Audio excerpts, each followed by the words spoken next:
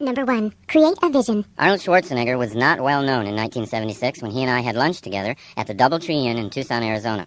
He was in town publicizing the movie Stay Hungry. It was a box office disappointment that he just made. I was a sports columnist for the Tucson Citizen, and my assignment was to spend a full day one-on-one with Arnold and write a feature story about him. So at one point I casually asked him, "Now that you've retired from bodybuilding, what are you going to do next?" And with a voice as calm as if he were telling me about some mundane travel plans, he said, "I'm going to be the #1 box office star in all of Hollywood." I tried not to show my shock and amusement at his plan. After all, his first attempt at movies didn't promise much, and his Austrian accent and awkward, monstrous build really didn't suggest instant acceptance by movie audiences. So I asked him just how he planned to become Hollywood's top star. "It's the same process I used in bodybuilding," he explained. "What you do is create a vision of who you want to be, and then live into that picture as if it were already true." Now notice that Arnold said create a vision. He didn't say that you wait until you receive a vision. You create one. In other words, you can make it up. Number 2. Tell a true lie. Recently, my 12-year-old daughter participated in a poetry reading in which all her classmates had to write a so-called lie poem about how great they were. They were supposed to make up untruths about themselves that made them sound unbelievably wonderful. I realized that the children were doing what Arnold did to clarify the picture of his future. By lying to themselves, they were creating a vision of who they wanted to be. So if it's hard for you to imagine the potential in yourself, then you might want to start by beginning to express it as a fantasy, like the children did who wrote the poems. Think up some stories about who you'd like to be. Without a picture of your highest self, you can't live into that self. Number 3. Leave your comfort zone. Our society encourages us to seek comfort, and yet, only challenge will test our skills and make us better. Only challenge and the self-motivation to engage the challenge will really transform us. And every challenge we face creates a more skillful self. So it's up to you to constantly look for challenges to motivate yourself. And it's up to you to notice when you're buried alive in a comfort zone. Then break free and fly away. Number 4. Find your key. I used to have the feeling that everyone else in life had been issued an instruction book on how to make life work. And I, for some reason, wasn't there when they passed the books out. Still struggling, in my mid-30s, with a pessimistic outlook and no sense of purpose, I voiced my frustration once to a friend of mine, Dr. Michael Killebrew. He recommended a book to me.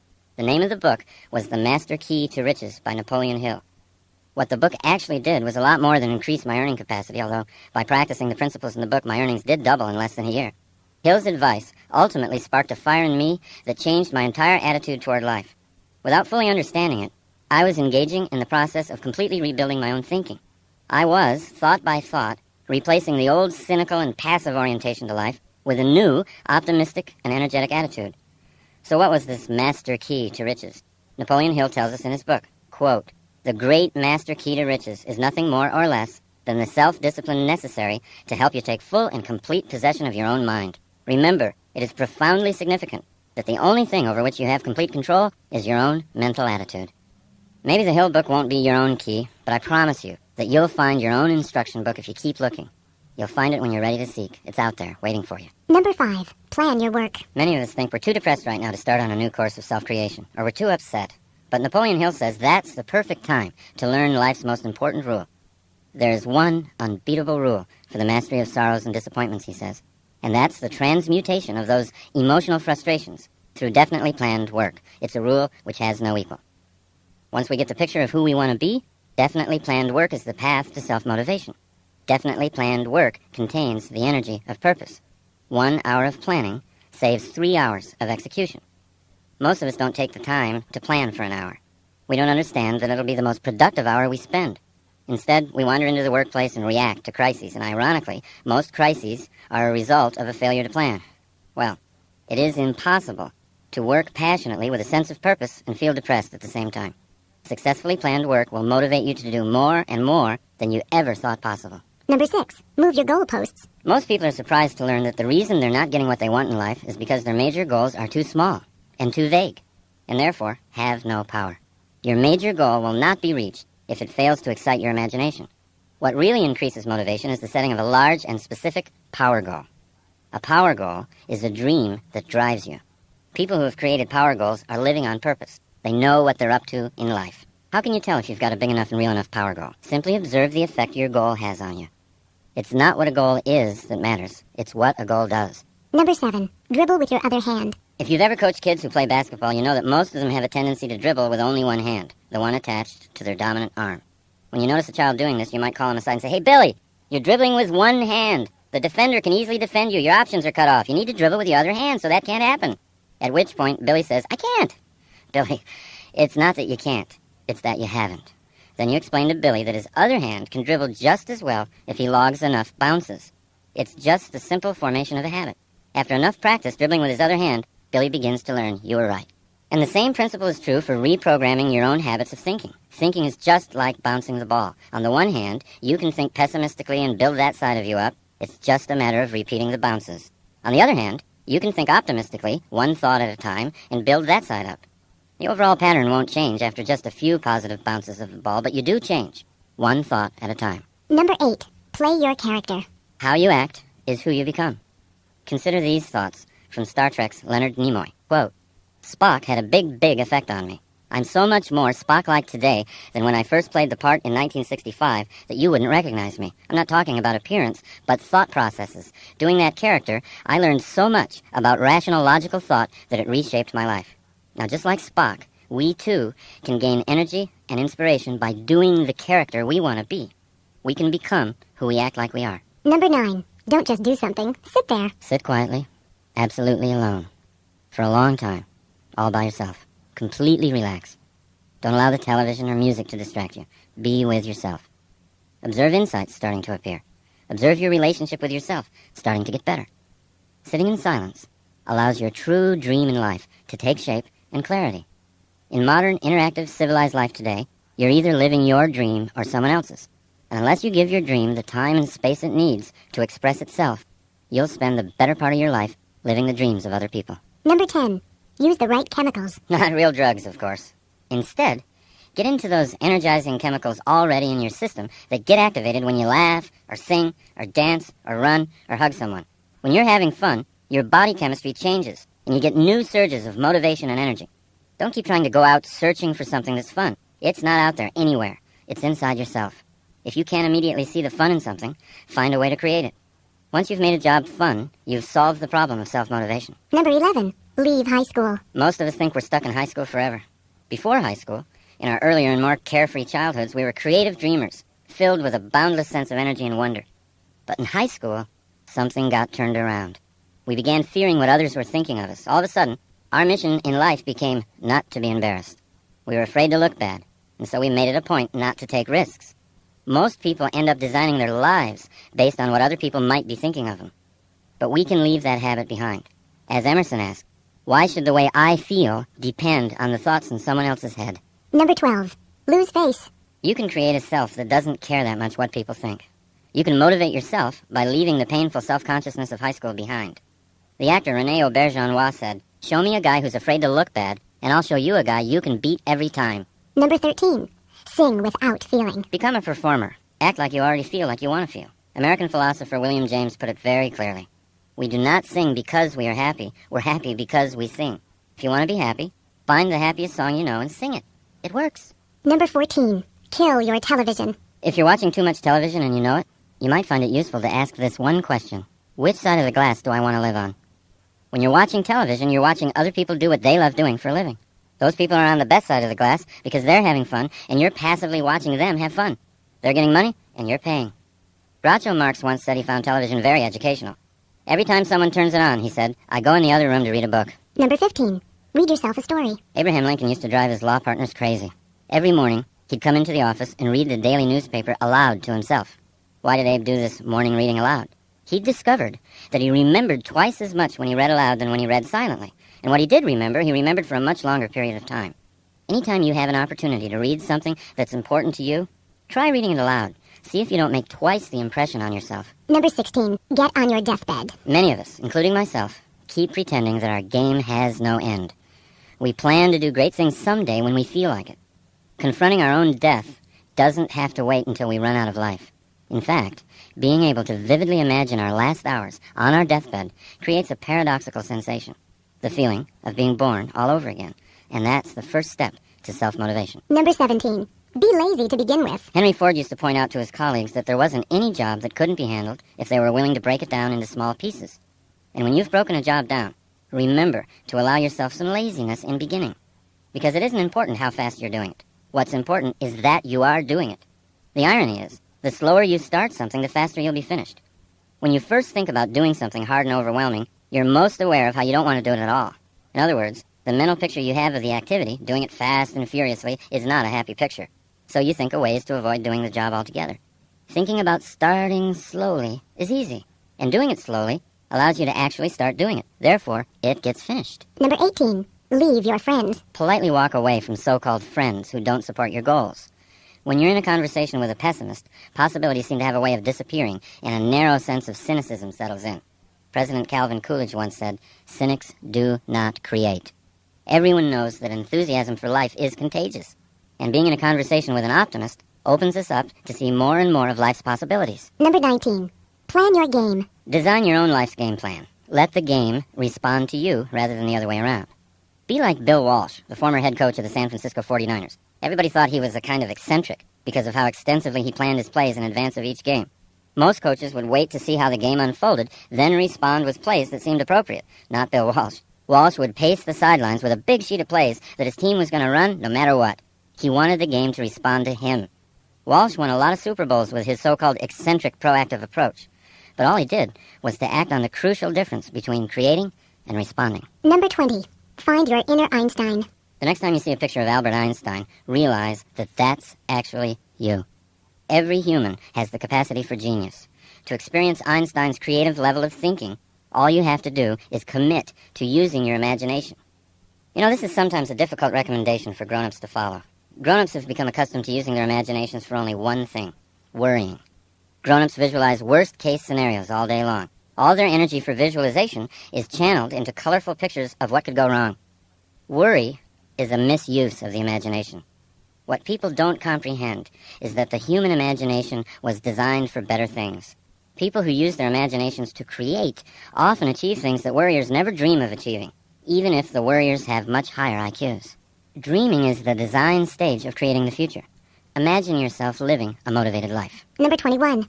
Feel good first. Most people think they'll feel good once they reach some goal. They think happiness is out there somewhere. The problem with putting off feeling good about yourself until you hit a certain goal is that it might never happen. By linking happiness to something you don't have yet, you're denying your power to create it for yourself in the moment. Your happiness is your birthright. It shouldn't depend on your achieving something. Start by claiming it and using it to make your journey fun all the way and not just fun at the end. Number 22.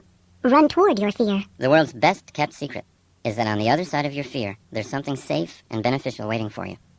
If you work through even a small fear, you'll increase the confidence you have in your ability to create your life.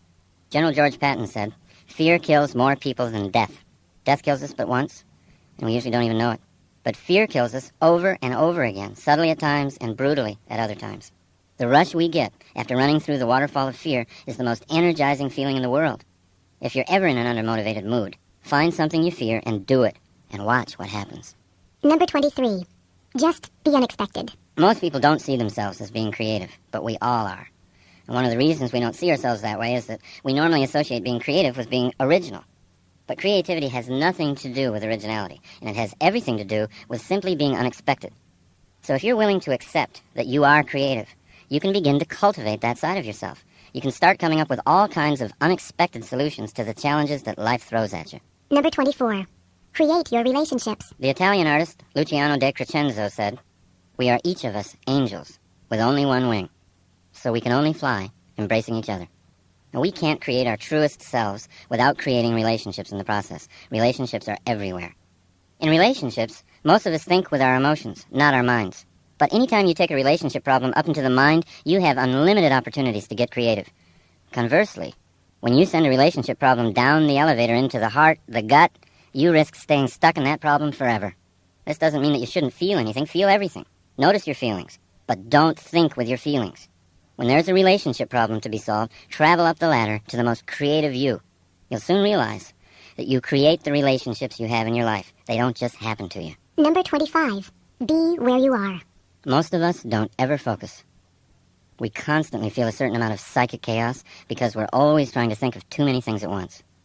Focus on what you want, and it will come into your life. Focus on being a happy and motivated person, and that's who you'll be. Number 26. Act like a hero. We need heroes in our lives. They're not a sign of weakness, they're a source of strength. Bernard Malamud said, "Without heroes, we are all plain people and we don't know how far we can go." Heroes show us what's possible for a human being to accomplish. Therefore, heroes are very useful to anyone interested in self-motivation. You don't have to have just one hero. Choose a number of them. Put their pictures up. Become an expert in their lives. Collect books about them. Let your heroes' lives inspire you. They're only people like we are. What distinguishes them from us is the great levels they've reached in self-motivation. To just passively adore them is to insult our own potential. Instead of looking up to our heroes, it's much more beneficial to look into them. Number 27. Accept your willpower. You know, a lot of people say, I don't have any willpower. But if you think you have no willpower, you're undermining your own success. Everyone has willpower. To be listening to this program, you've got to have willpower. The first step in developing your willpower is to accept its existence. The second step is to know that your willpower, like a muscle in your arm, is yours to develop. You're in charge of making it strong or letting it become weak. Willpower is not strengthened by random external circumstances. Willpower is an inside game. Make a promise to yourself to be clear and truthful about your own willpower. It's always there. Number 28. Say no to yourself. A lot of people are afraid of the word discipline. But at the root of the word discipline is the word disciple. When you're self-disciplined, you've simply decided in matters of the will to become your own disciple. Once you make that decision, your life's adventures get more interesting. You start to see yourself as a stronger person. You gain self-respect. Psychologist Abraham Heschel said, self-respect is the fruit of discipline. The sense of dignity grows with the ability to say no to oneself. Emerson said that when we say no to a temptation, the power of that temptation passes into our willpower.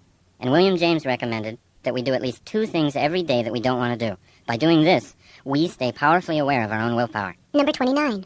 Make new word connections. If you associate the word willpower with negative things such as harsh self-denial and punishment, you'll weaken your resolve to build it. Now, to increase your resolve, it's really useful to think of new word connections. For example, to weightlifters, failure is success.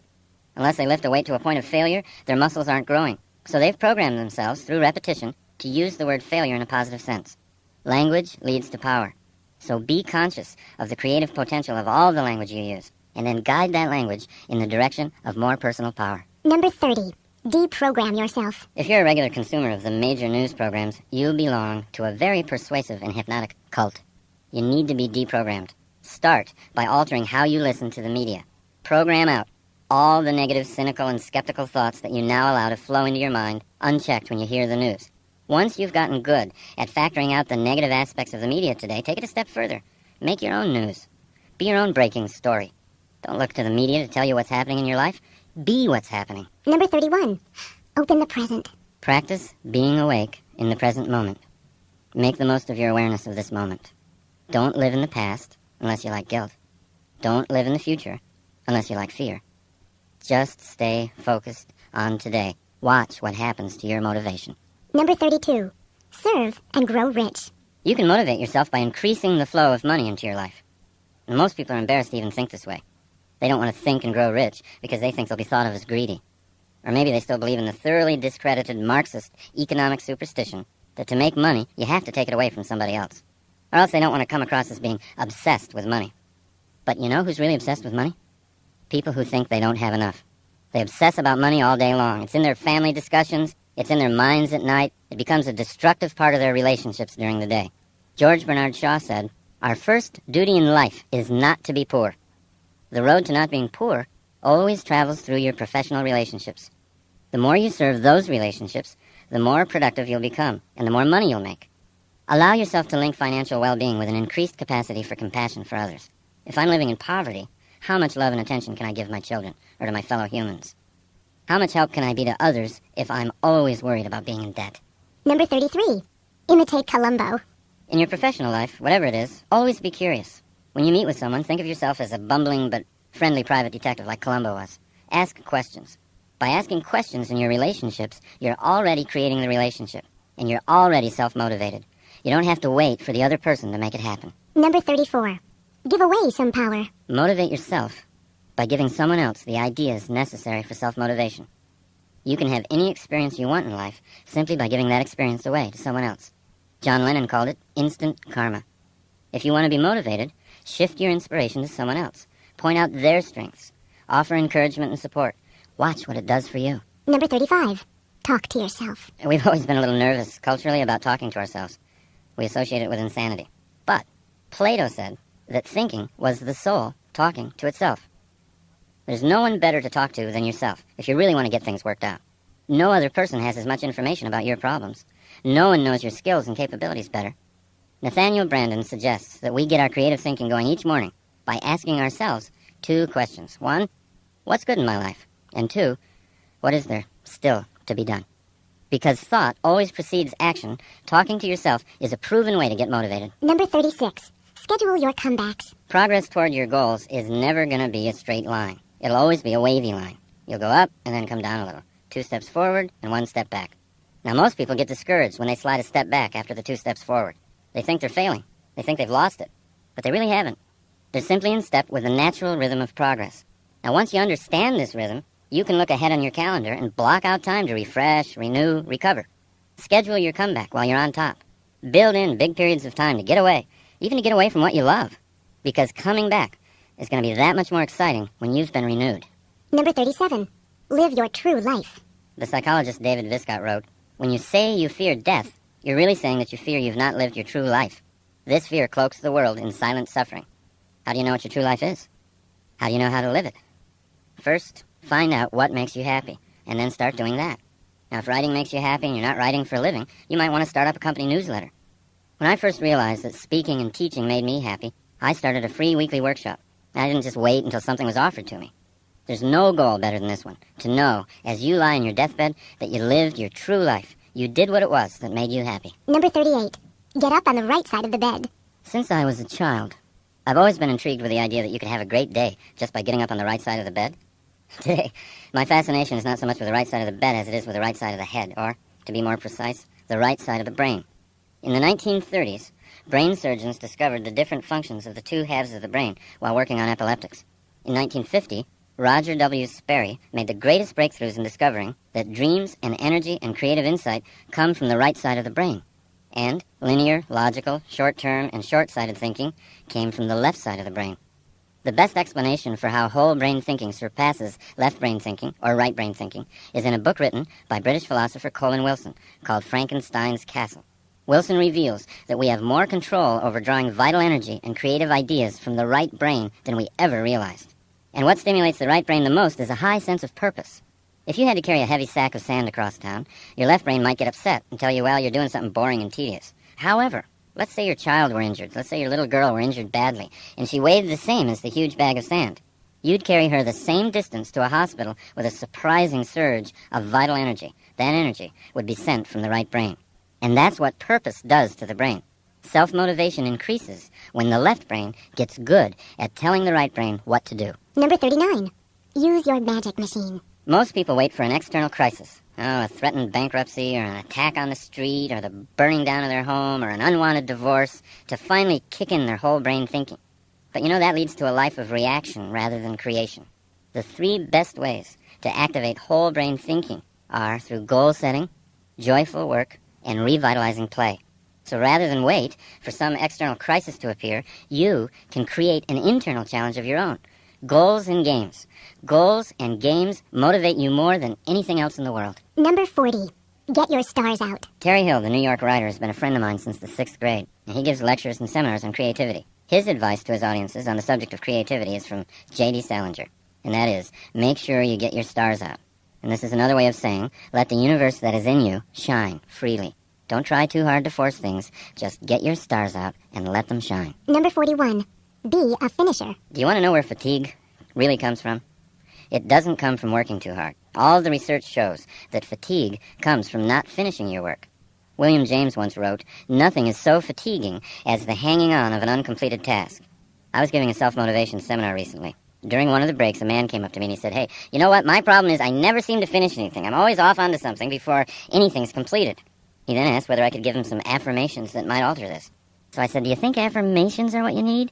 I mean, if you had to learn to use a computer, could you do it by sitting on your couch and repeating the affirmation, I know how to use a computer. I'm great at using computers. I'm a wizard on a computer. He admitted that affirmations would probably have no effect on his ability to use a computer.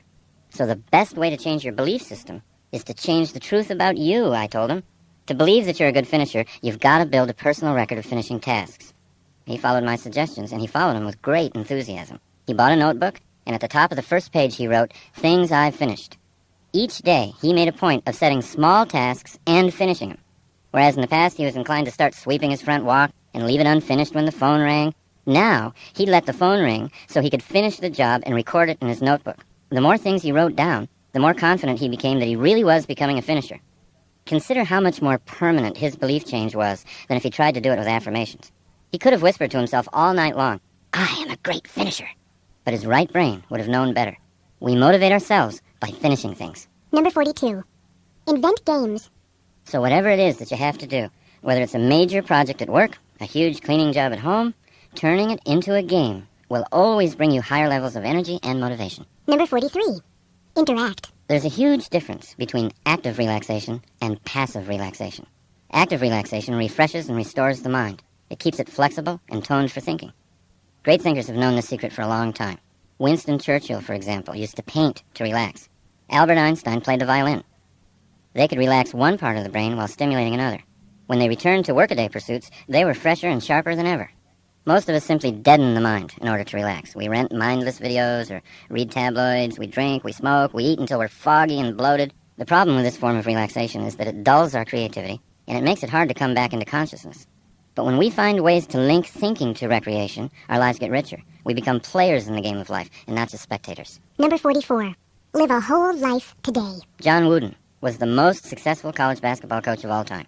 His UCLA teams won 10 national championships in 12 years. Wooden created a major portion of his coaching and living philosophy from one thought, a single sentence passed on to him by his father when Wooden was a little boy. That thought? Make each day your masterpiece. While other coaches would try to gear their players to some kind of important game in the future, Wooden always focused on today. His practice sessions at UCLA were every bit as important as any championship game. In his philosophy, there was no reason not to make today the proudest day of your life. Today is a microcosm of your entire life. It's your whole life in miniature. You've got eternity in the palm of your hand. Life is now. Life is not later on. And the more we hypnotize ourselves into thinking we have all the time in the world to do what we want to do, the more we sleepwalk and the more we miss life. Number 45. Welcome your problems. Every solution has a problem. You can't have one without the other. So why do we say that we hate problems? Why do we claim to want a hassle-free existence? Deep down, where our wisdom lives, we know that problems are not to be feared. Problems are simply tough games for the athletes of the mind, and true athletes always want to get a game going. If you learn to love the opportunities your problems present, then your motivational energy will always rise. Every solution has a problem. Number 46. Drive a library. One of the greatest opportunities for motivating yourself today lies in the way you use your drive time. With a huge variety of audio tapes now available, you can use your time on the road to educate and motivate yourself at the same time. Maybe that's where you're listening to this tape right now. If we leave what we think about to chance, or to an R-rated rock disc jockey, then we lose a large measure of control over our own minds. Audio cassette learning is one of the surest ways to reprogram your subconscious mind. It's one of the best ways to design an action-oriented belief system, the kind you need to inspire ongoing self-motivation. Number 47. Rewind your thoughts. Perhaps you've noted some idea in this program or some recent book you've read that you want to hold on to. Even a single phrase, if you place it prominently in your home or in your office, can have a huge impact on your life. So write things down. Put things up. Write down what motivates you and put it up where you can see it. Number 48. Make yourself up. One of the ways to get started creating goals and action plans is just make them up like you did as a kid. Think of creating in simpler terms than that. Think of it as something that all humans do very easily. The French physician Émile Coué said, "Always think of what you have to do as easy, and it will be." Number 49. Get small. Most people participating in the free enterprise system have become thoroughly convinced of the power of setting large and specific long-range goals for themselves. Career goals, yearly goals, and monthly performance goals are always on the mind of a person with ambition. But many people overlook altogether the power of small goals. Goals set during the day that give energy to the day and a sense of achieving a lot of small wins along the way. By increasing your conscious use of small objectives, you'll see the larger objectives coming into reality much faster than you thought they would. Number 50. Get out of the box. All of us tend to look at our challenges from inside a box. We take what we've done in the past and put it in front of our eyes and then try to envision what we call the future. But you see, that restricts our future. With that kind of restricted view, the best the future could possibly be is a new and better past. Great motivational energy occurs when we get out of that box and realize that the possibilities for creative ideas are infinite. To create the best possible future for yourself, don't try to look at it through a box containing your own past. Create the future from nothing.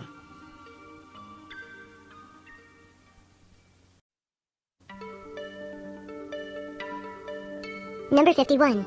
Advertise to yourself. Sports psychologist Rod Gilbert says, quote, "Losers visualize the penalties of failure, and winners visualize the rewards of success. Without advertising our goals to ourselves, we can lose sight of them altogether." Now, I'll often start the day by drawing 4 circles on a blank piece of paper. The circles represent my day, my month, my year, and my life. Inside each circle, I write down what I want. It can be a dollar figure, it can be anything. And the goals can change from day to day, it doesn't matter. There's no way to get this process wrong. But by writing the goals down, I'm like an airline pilot looking at my map before takeoff. I'm orienting my mind to what I'm up to in life. I'm reminding myself of what I really want. Now, when you get on a plane, would you poke your head into the cabin and say to the pilot, just take me anywhere? That's how we live our lives. That's how we live our lives when we don't make a map. Number 52. Don't stop thinking. Motivation comes from thought. Everything we do begins with a thought. And when we quit thinking, we lose the motivation to act. We eventually slip into pessimism, and the pessimism leads to even less thinking, and so it goes. A downward spiral of negativity and passivity, feeding on each other. Pessimists think so negatively about doing the whole thing perfectly that they end up doing nothing and becoming passive. Whereas the optimist always does a little something, always takes an action, always feels like progress is being made. Pessimists continually use their imaginations to visualize worst-case scenarios, and then concluding that those scenarios are so hopeless that there's no cause for action. Therefore, pessimism always leads to passivity. Optimists agree with Colin Wilson's point of view. He said, "Imagination should be used not to escape from reality, but to create it." Begin the habit in yourself of saying no to negativity. When negative thoughts start their argument in your mind, which they always do, even for optimists, don't stop thinking. Real creative thinking is going to lead to optimism, and optimism is always self-motivating. Number 53. Debate your dark side. Negative thinking is something we all do. The difference between the person who's primarily optimistic and the person who's primarily pessimistic is that the optimist learns to become a good debater. Once you become thoroughly aware of the effectiveness of optimism in your life, you can learn to debate your pessimistic thoughts. If you catch yourself brooding, worrying, thinking pessimistically about an issue, build a case for the optimistic view. Pretend you're an attorney whose job it is to prove the pessimist in you is wrong. If you really want to open up your life, go optimistic. Number 54. Make use of trouble. I think all of us have heard so many stories, so many incidents where bad events, looking back, in retrospect, were strokes of great fortune. A person who breaks her leg skiing, meets a doctor in the hospital, falls in love, marries him, has a happy life. What seemed horrible turns out to be unexpectedly great. We begin to see the truth in what Richard Bach says. Every problem carries a gift inside it. Now, by choosing to make use of seemingly bad events, by asking yourself, how can I use this? What might be good about this? You can get to the gift inside your problem a lot more quickly. Number 55. Learn to brainstorm by yourself. So, try this. Put a goal on the top of a page, and then put numbers 1 through 20 on that page and begin your brainstorming session. List 20 ideas. They don't have to be well thought out. They don't have to be reasonable. Give yourself permission to flow. Your only objective is to have 20 ideas scrawled down within a certain period of time. If you do this for 1 week, you'll end up with 100 ideas. Are they all usable? No, of course not. But who cares? When you began the process, you probably didn't have any usable ideas. Number 56. Create your own voice. There have been times when I've been told that I am lucky to have a good speaking voice. Many people are impressed. Sometimes I don't even use a microphone. I speak to hundreds of people in the audience, boom out to them. And people will say, "Boy, you've been blessed with a powerful set of vocal cords." I have to tell you, it's not true. My voice used to be no better than some feeble monotone. It really was really awful. I would talk like this. "Now, my way, I would love to see you today." Now look, I set about to change it. I always carry a number of cassettes in my car. I always sing along with them. I crank them up good and loud. By the way, it's best done while you're driving alone. And I sing at the top of my lungs. I make certain I do it every day, even when I don't feel like singing. See, that's the point. Don't let your feelings ruin your life. Keep thinking. Strategize. Plan. You can create anything you want. You can even create your own voice. Number 57. Live on the frontier. We've always had a real fascination with America's frontier days. Shows like Little House on the Prairie, movies like Dances with Wolves. It reflects a real yearning for those adventurous times. Now, what's really exciting about today is that a new frontier is here.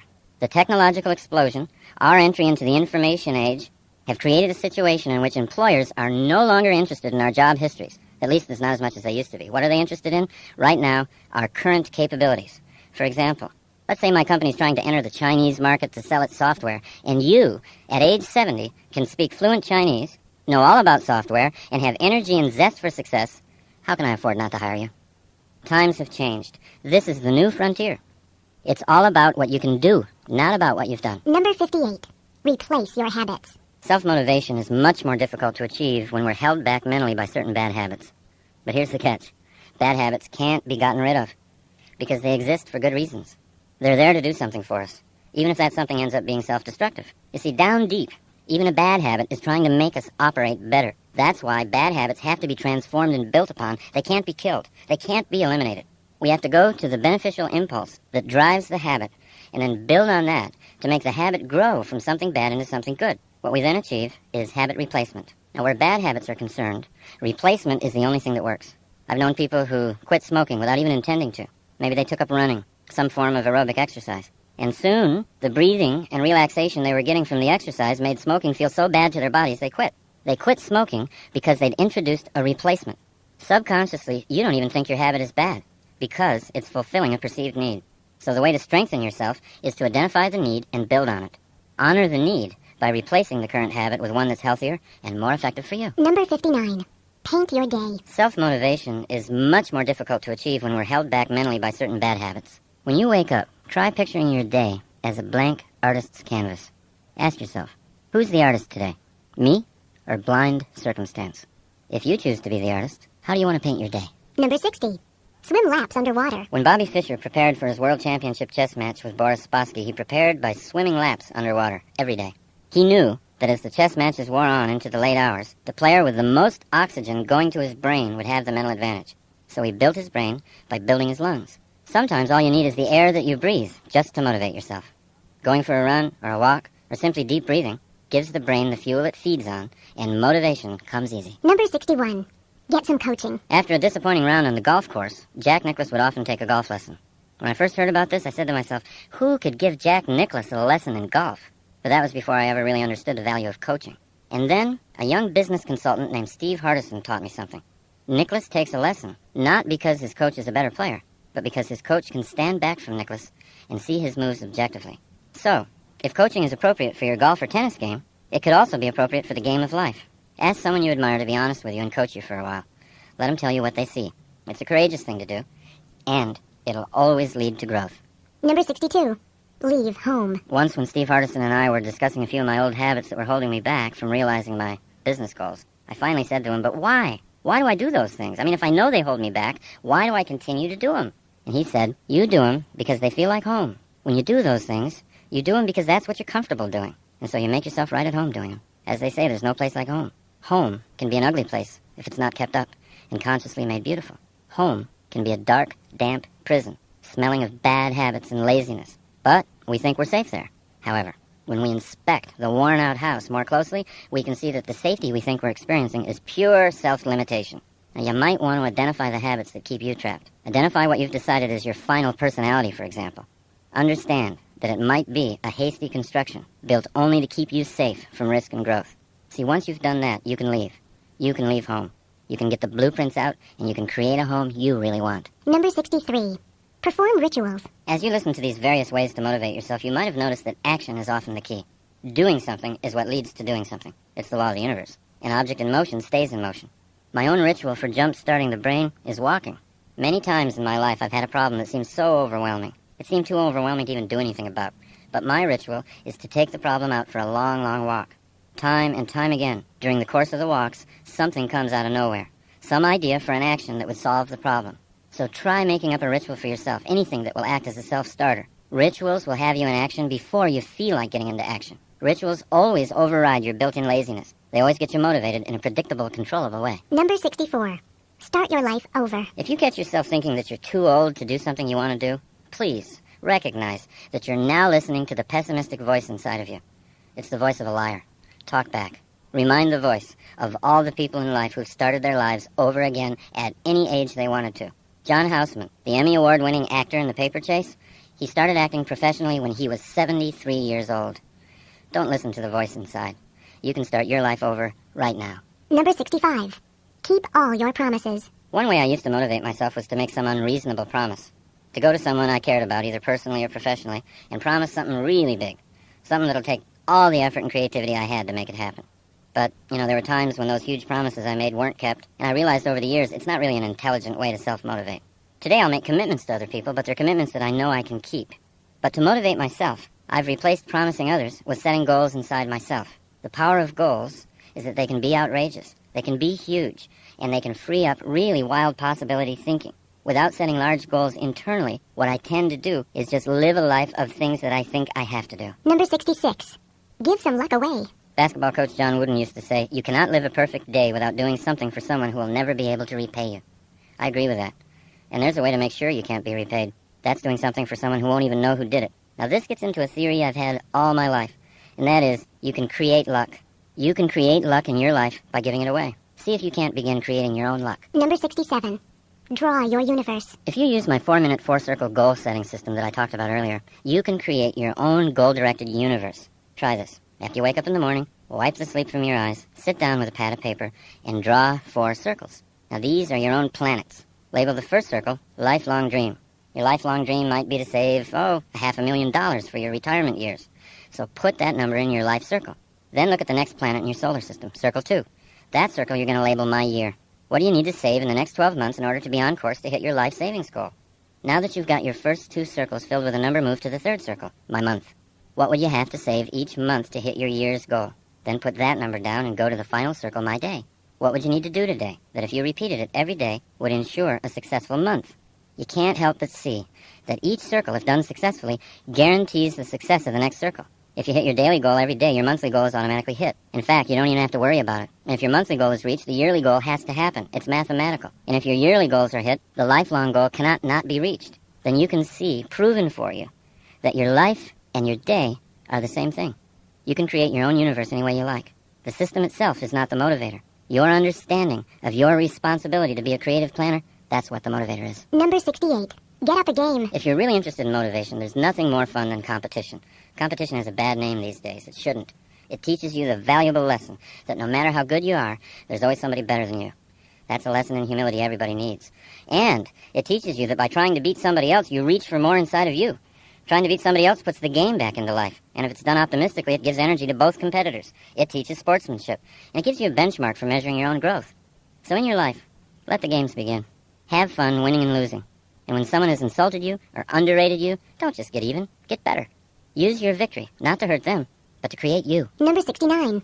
Turn your mother down. In Dr. Martin Seligman's studies of optimism and pessimism, he found out a remarkable fact. We first learn how to explain the world to ourselves from our parents, and more specifically, our mothers. I'm quoting from Dr. Seligman. Young children listen to what their primary caretaker, usually the mother, says about causes, and they tend to make this style their own. If the child has an optimistic mother, this is great, but it can be a disaster for the child if the child has a pessimistic mother. Fortunately, Seligman's studies show that the disaster only needs to be temporary, that optimism can be learned at any age. Now, it's not self-motivating to blame mom if you find yourself to be a pessimist. Blaming someone never self-motivates because it strengthens the belief that your life is being shaped by forces outside yourself. Love your mom. She learned her pessimism from her mother. But change yourself. Number 70. Face the sun. Helen Keller wrote, "When you face the sun, the shadows always fall behind you." This was Helen Keller's poetic way of recommending optimistic thinking. What you look at, what you face, grows in your life. What you ignore falls behind you. But if you turn and look only at the shadows, they become your life. Number 71. Look inside. Most of us wait to find out who we are from impressions and opinions we get from other people. "Oh, do you really think I'm good at that?" we ask. Somebody compliments us. If we're persuaded that they're being honest and have made a good case, we might alter our self-image upward. That's great getting feedback from others, especially positive feedback. But your journey should be internal. Travel deeper and deeper inside to find out your own potential. Your potential is your true identity. It only waits for self-motivation to come alive. Number 72.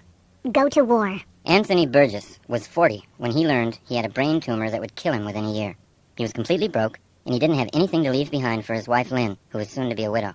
Burgess had never been a professional novelist in the past, but he always knew it was inside him to be a writer. So, for the sole purpose of leaving behind royalties for his wife, he put a piece of paper into the typewriter, and he began writing.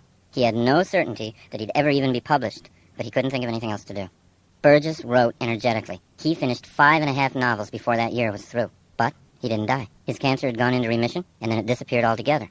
In his long and full life, Anthony Burgess wrote more than 70 books. Without the death sentence from cancer, he might not have written anything.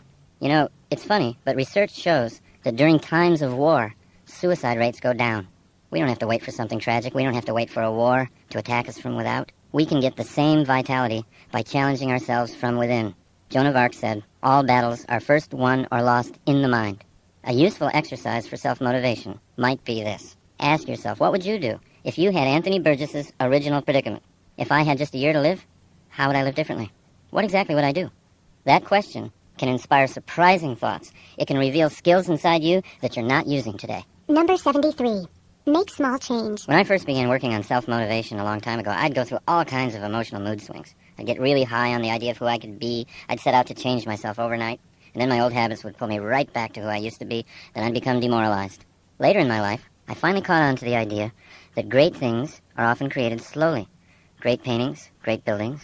So why couldn't great people be created slowly? So if you're willing to see yourself as a masterpiece in progress, then you'll love small changes. You'll be excited by a tiny thing you did differently today. If you want a stronger body and you took the stairs instead of the elevator, celebrate. You're moving in the direction of self-creation. Number 74. Do something badly. Sometimes we don't do things because we're not sure we can do them well. We feel we're not in the mood or at the right energy level to do the task we have to, so we put it off or wait for inspiration to arrive. We're so afraid to do things until we're sure we'll do them well, we don't do anything. This is the source of all writer's block, by the way. This tendency led G.K. Chesterton to say, if a thing is worth doing, it's worth doing badly. If you're not motivated to do something you know you need to do, just decide to do it badly. Add a little self-deprecating humor. Be comically bad at what you're doing, and then enjoy what happens to you once you're in the process. Number 75. Be a visioneer. A few years ago, I began working with motivational speaker and author Dr. Dennis Deaton, and he allowed me to learn and even teach his principles of visioneering, which he defines as engineering dreams into reality by the use of active mental imaging. The principle is this: you can't do anything that you can't picture yourself doing. Visioneering is just another word for picturing yourself. Once you make the picturing process conscious and deliberate, you begin to create the self you want to be. Number 76. Shine your light. Chesterton used to say that taking things lightly was the most spiritually advanced thing you could do to improve your effectiveness in life. After all, said Chesterton, it's because God's angels take themselves so lightly that they're able to fly.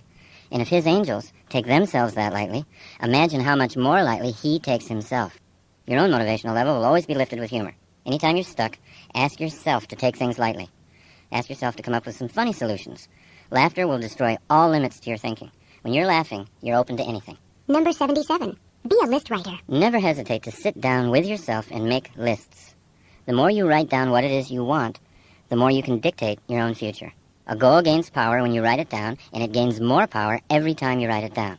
Now, we're always looking for motivation in what others have written. But if you become a creative list maker, you'll learn how to motivate yourself by what you've written. Number 78. Be the change. Don't try to change other people. It doesn't work. You'll waste your life trying. We talk to our children for hours about how we think they should change. But children don't learn from what we say. They learn from what we do. By being what you want them to be, you can lead by inspiration. What you tell people to do often goes right by them. Who you are doesn't. The change in you is contagious. When you yourself change, watch how the people around you change. Number 79. See the gold. In every circumstance, we can look for the gold, or we can look for the filth. And what we look for, we'll find. Opportunities are like those subatomic quantum particles that come into existence only when they're seen by an observer.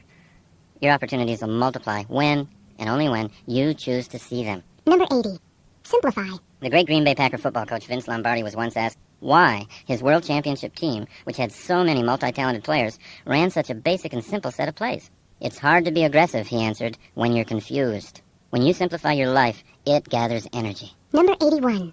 Pin life down. Recently, I was working with car dealer Henry Brown of Brown & Brown Nissan, which is a nationally celebrated Nissan dealership. And he was telling me a story about his son, a high school wrestler. Now, his boy had been getting only fair results in wrestling this year. So Henry went and talked to him, and he learned that he entered each match completely prepared to counter anything his opponent tried. And no matter how gifted Henry's son was at countering moves, countering was still countering. So finally, Henry suggested to his son that he try entering a wrestling match with a plan, a series of moves that he would initiate no matter what his opponent tried. And the boy agreed, and the results were remarkable. He began winning match after match, pinning opponent after opponent. The young wrestler's goal had always been to win. He didn't have a problem setting big goals. But as Nathaniel Brandon says, a goal without an action plan is a daydream. Before any adventure, take time to plan. Let life respond to you. If you're making all the first moves, you'll be surprised at how often you can pin life down. Number 82. Strengthen your purpose. Energy comes from purpose. If the left side of the brain tells the right side that there's a sufficient crisis, the right side sends energy, and sometimes superhuman energy. And that's why there's such a difference between people who set and achieve goals all day and people who just do whatever comes up, whatever they feel like doing. To the first person, there's always added purpose. To the other, there is boredom and confusion, the two greatest robbers of energy. Because we are totally responsible for our own sense of purpose, that also means that we're totally responsible for the energy in our lives. Number 83. Go on a news fast. I first heard the phrase news fast from Dr. Andrew Weil.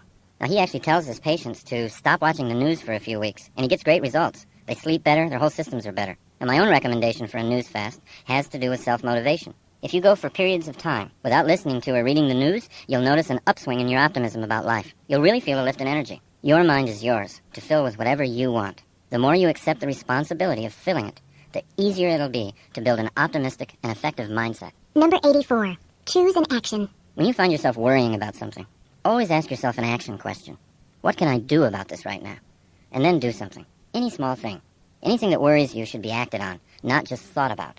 Even small actions start to chase away your fears and put you back in control of creating what you want. Number 85. Be a thinker. I was doing some seminars for a large office company in Las Vegas, and the president told me something that was really interesting. He said he had basically two kinds of people working for him, the whiners and the thinkers.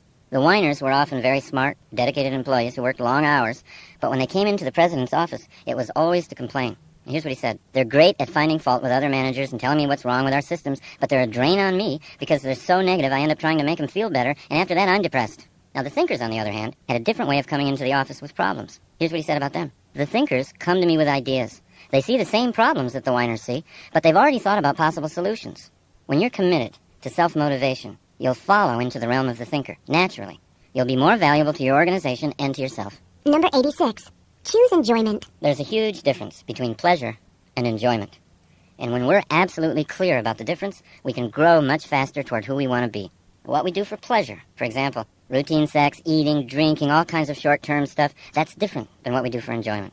Enjoyment always involves the use of a skill, and it always involves facing a challenge. Things like sailing, gardening, golfing, any kind of activity like that, involving skills, meeting a challenge, result in enjoyment. People who get clear on the difference begin to know how to consciously put more enjoyment into their lives. Number 87. Read mystery novels. The person with the highest IQ ever measured, Marilyn Vos Savant, recommends mystery novels as brain builders. Here's what she says. Not only is this exercise fun, but it's good for you. I'm not talking about violent thrillers or police procedural novels, but instead, I'm directing you to those elegant, clue-filled, intelligent mysteries solved by drawing conclusions, not guns. Unquote. Marilyn Vos Savant believes strongly that the brain can be built as surely and as quickly as the muscles of the body. So the next time you feel like curling up with a good mystery, don't feel guilty. You might be doing the most productive thing you've done all day. Number 88. Express your thoughts. Go ahead and feel your feelings. But when it's time to talk, be thoughtful and express your thoughts. Number 89. Use your weaknesses. Make a list of your strengths and your weaknesses on separate pieces of paper. Place the list of strengths somewhere where you'll see it again, because just looking at it will always pick you up. Now, look at your list of so-called weaknesses and study them for a while. Stay with it until you feel no shame or guilt about them. Allow them to become interesting characteristics instead of anything negative. Ask yourself how each characteristic could be useful to you. When Arnold Schwarzenegger became a professional actor, he had a weakness, his thick Austrian accent. It wasn't long, however, before Arnold incorporated his accent into the charm of his action hero persona on the screen, and a former weakness became a strength. His accent became an identifying part of his characters, and people everywhere were imitating it. Now, there isn't anything on your weakness list that can't be a strength for you if you think about it long enough. Number 90.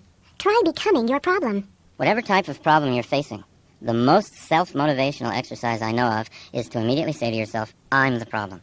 Because once you see yourself as the problem, you can see yourself as the solution. By seeing ourselves as victims of our problems, we lose the power to solve them. To activate the power inside ourselves, we need to take only two essential steps. 1, own the problem, and 2, create the solution. Number 91. Inflate your goal. There is another self-motivator that must be used as an intellectual tool only. Take a certain goal of yours and double it, or triple it, or multiply it by 10. And then ask yourself, quite seriously, what would you have to do to achieve that new goal? Now, I've often used this method for self-motivation with myself.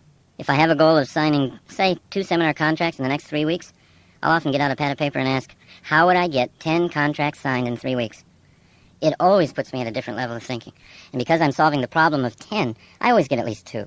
Remember, it's just a self-contained game, not a promise to anybody else. But it is a game that's fun to play. Why? Because it works. Number 92. Come to your own rescue. There are 2 ideas that are contained in the work of psychotherapists Nathaniel and Devers Brandon that have helped me incredibly. Here's the first one. You can't leave a place you've never been. And here's the other one. No one is coming. I used to believe I could run from all my frightening thoughts and beliefs about myself. But all that ever did was create deeper internal fears and conflicts.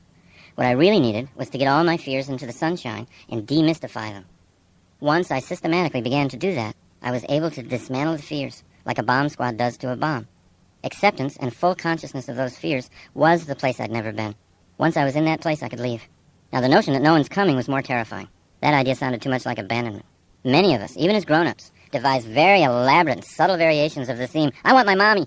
The Brandons showed me that I could be much happier, much more effective, if I valued independence and self-responsibility above dependency on someone else. So when you accept the idea that no one's coming, it's actually a very powerful moment, because it means that you're enough.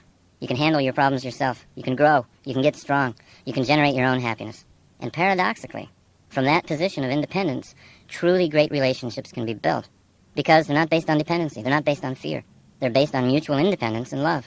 See how much better you are at self-motivation once you've begun to celebrate the news that you're enough. Number 93. Push your own buttons. Motivation never has to be accidental. Any form of motivation. A lot of people like to motivate themselves musically, for example. But you don't have to wait for hours until a certain song comes on the radio that picks up your spirits. You can control what songs you hear. If there's certain songs that always lift you up, create a greatest motivational hits tape for yourself. You've got much more control over your environment than you've ever realized. Learn how to push your own buttons. Number 94. Strengthen your rehearsal. The harder you are on yourself, the easier life is on you.